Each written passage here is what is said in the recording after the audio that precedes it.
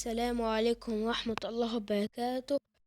دلوقتي حلقتنا عن ازاي اشغل حاجة وبيقعد يقول لي للأسف قد تعطل، مثلا الاعدادات. دلوقتي هنقدر نشغله.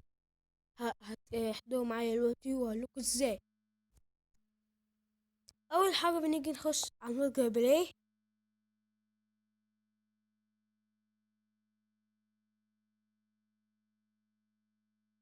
دلوقتي هتلاقوا حاجة زي كده،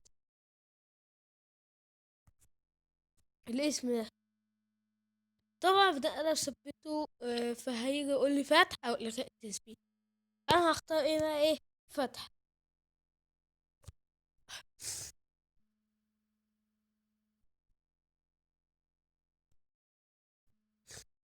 وهنروح على الاعدادات. ما زي حضرتك قلت لكم، للاسف قد تعطل اعدادات. فاحنا ايه هنيجي ايه؟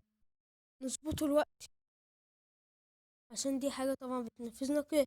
هنضغط على ايه جنب الاعداد؟ صح، زي ما انتوا حضراتكم شايفين. وهنضغط على دي. هنضغط نوافق. هتريد ذات هذا التطبيق، موافق. اختفت الإزالة، موافق. ونخرج، ندخل على الإعدادات